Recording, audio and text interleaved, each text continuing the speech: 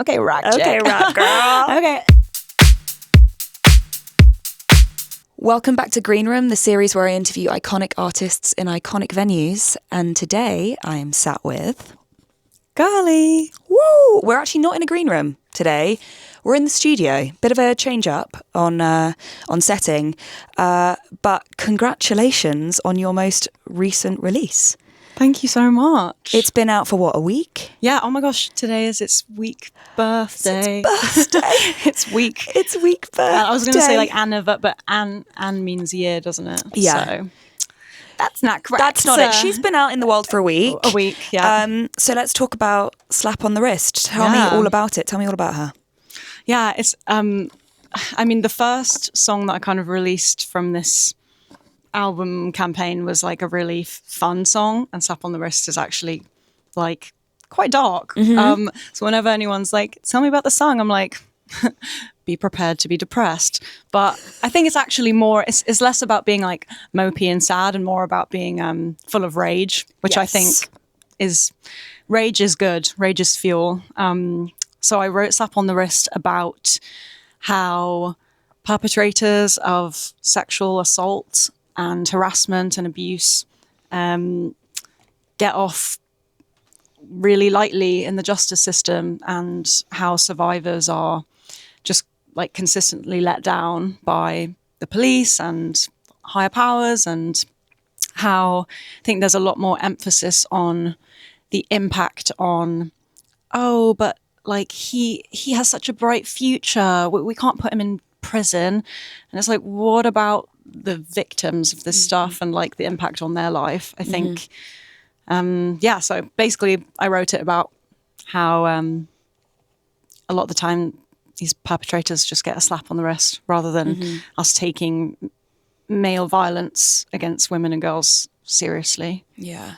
And was that always a plan that you thought, oh, I'll write this, or did it just kind of come out of a moment of rage? Kind of just came out, yeah. I mean, I knew that I wanted to write. I mean, I've always been very political as an artist online anyway, but I kind of felt this split where I was like, okay, well, I'm being very outspoken online. I'm making videos about, causes I'm passionate about, but then the music is still all about relationships, or there's kind of like not this, they're not joining together.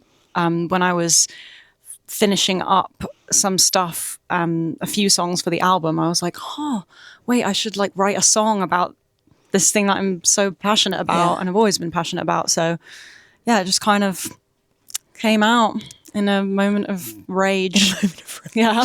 Which probably means that it came out in the most natural way and it wasn't forced and it's very real. What's the response to people online of you being so political?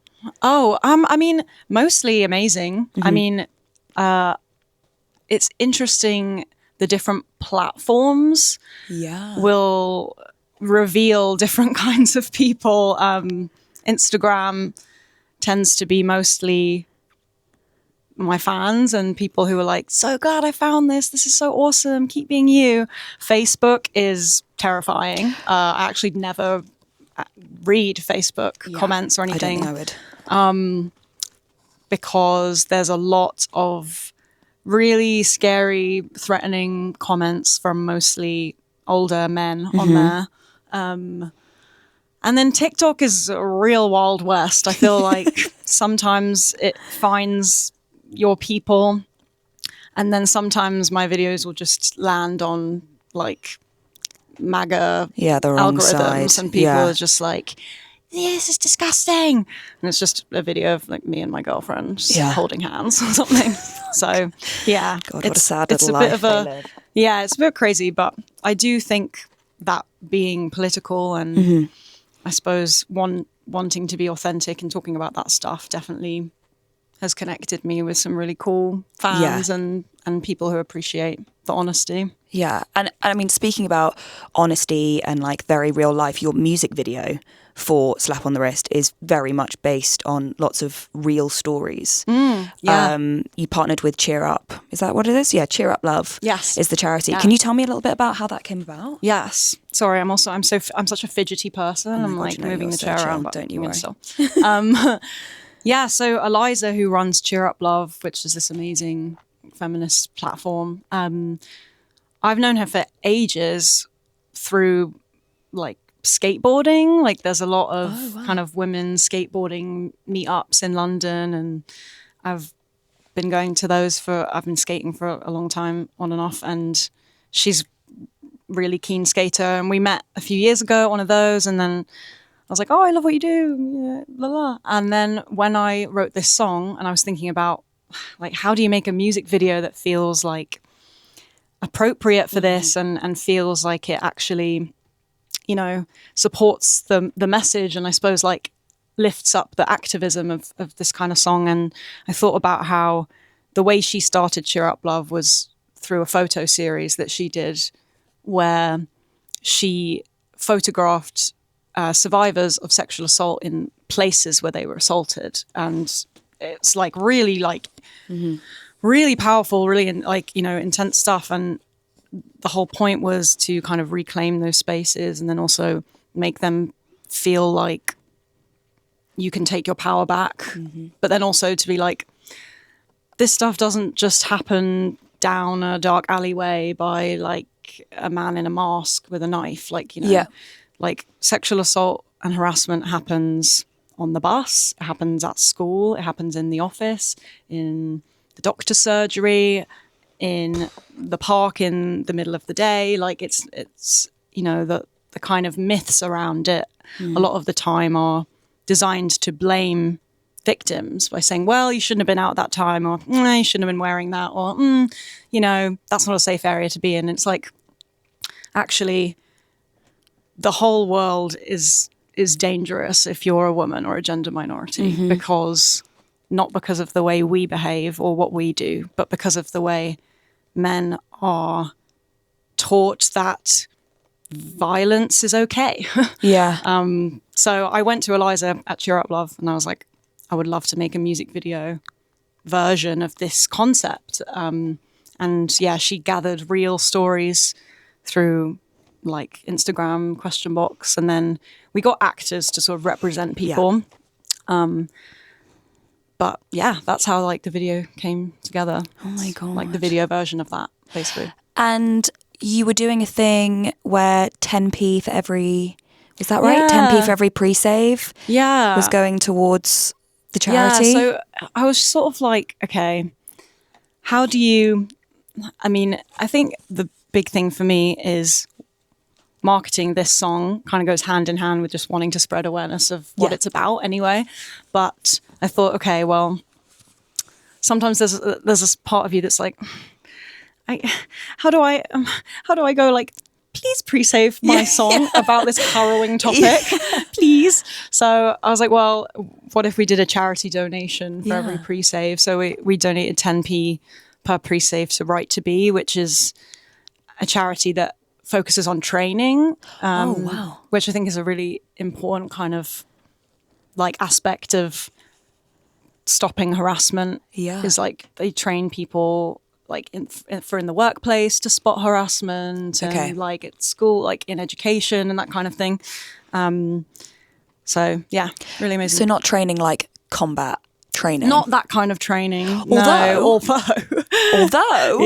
you are doing a self-defense class. Yes, I'm not taking it. I'm participating. I mean, that would be incredibly cool if you're like, and I'm going to teach it. And be like, and I'm black belt in Taekwondo. I'm doing hosting for fans who pre-saved. They were like entered into this competition, and I think 10 have been picked. Unreal. To do a self-defense class with me, which is going to be so fun. Unreal. Honestly, I'm just training the army, the girly army to fight back against the patriarchy. That's what we're doing. I fucking love it.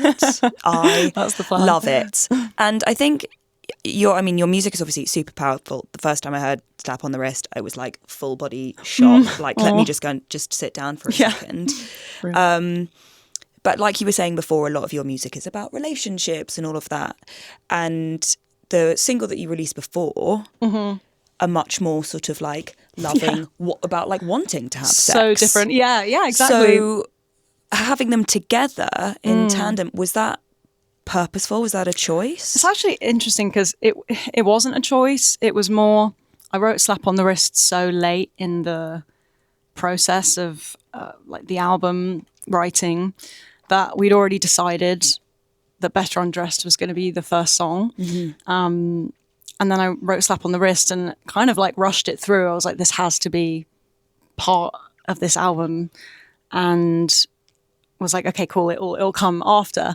And then I sort of was like, oh, is that strange? Like having a song, about, wanting to hook up with someone and then a song about sexual assault straight after. And I was like, actually, no, because I think that's also one of the tools that's used to victim blame women is, oh, well, if you're a sexual person and if you like sex, then that must mean that you wanted it and that you don't mind if someone grabs your like arse on the train or, you like that, that's used, and women's sexuality is weaponized all the time like that. So I think it wasn't initially a choice, but it ended up being something that I was like, that's kind of cool because it sort of says, yeah, I can contain multitudes. I think it's like a power move. Yeah, really. Yeah. So yeah, and it's kind of like protest, I guess, in that like I can want this, but also when I choose that. I want to have it. Yeah, totally. And women in music they've been using music as protest for ages. Back to the suffragette in the 90s with like the Riot Girl movement and all of that. Have you got any feminist music icons that you look up to?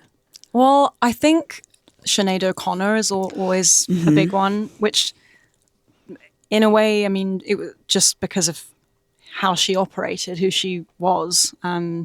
She was really fearless in a time where it just really she sabotaged her own career really to, speak out about sexual abuse in the church and like in a time where people were like, just shut your mouth and sing, and so she's just an icon for that.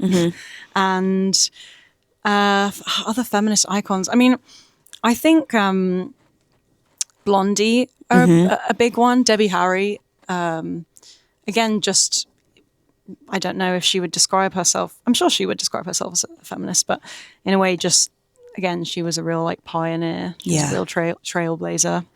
And I love her. And then, I mean, I grew up listening to a lot of really powerful women. Yeah. Amy Winehouse was like a staple. And again, she was just like, she was just really mouthy, which I like love. Yeah. Because it's like, oh yeah, actually all of the men making music around that time were also mouthy. And then that was just rock and roll. And then she was opinionated and did things her own way. And it was like, oh, crazy girl, crazy like lady. Diva. Yeah. So, yeah, I try and channel.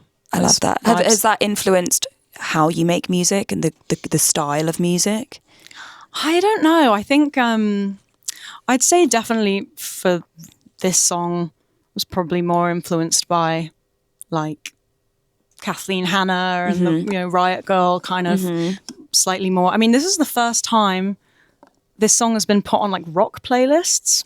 That's the first time my music has been put on rock playlists, which I'm kind of like, okay, rock girl. Okay. Which, is really cool for me, I think. I'm like, I kind of love that because for me, I would describe myself to someone who's never heard my music as a pop artist, but I like that. I like traversing different genres. I mean, I feel like that's kind of the climate of music today is that everything is so genre mashy, which is amazing. Yeah, it's super cool. It's because of how we consume music as well. It's like you don't have to pick one thing. You can, I mean, my playlists are very eclectic. It's like I think good. Yeah, I think great. It's like let me listen to some Tate McRae and then some like I don't know. Jazz and then some, into Nine Inch Nails. Like Nine Inch Nails. Let's go. And I think that's kind of everyone's like I think so. Music tastes nowadays. And so with that all in mind, what have you got coming up for 2026 in terms of more music? There is an album coming, which will be really fun. I mean, it's a mystery to no one because I actually made a point of like vlogging the whole process of writing the album that's coming out at some point. Sort of starting from like a year ago, I was like, I'm removing the mystery from like music making. I was like, this is what I'm doing. So there's an album coming. Okay. And, you know, I'm thinking about touring. I mean, it's literally a conversation I was having like yesterday with a friend about touring in America, because it's like so crazy everything over there right now. And it's kind of a hard question to answer, to think, okay, like, is it important to go and do shows there because like in times of, you know, horror and unrest, like art is really important, or is it like a really bad idea? I don't know. So, and you know, I'm like, I've made most of the album in the US, and like have so many most of my fan base are there, so I'm like so emotionally like broken by everything that's going on over there. And so that's something that I'm sort of weighing up at the moment, like will I go and do shows there or not, but definitely shows in Europe and festivals and things like that. Yay. So yeah. Oh my God, stunning. Well, I'll have to come and see. Yes. I'll have to come and see. Yes. I'm going to ask you the question that I ask every person I've ever interviewed, which maybe if you've seen the videos, you know. How would you like your music to make people feel? I would like my music to make people feel vindicated. I feel like, for me as a teenager, discovering music just as a concept, and discovering like that I could really relate to the stories that were being told to me in songs.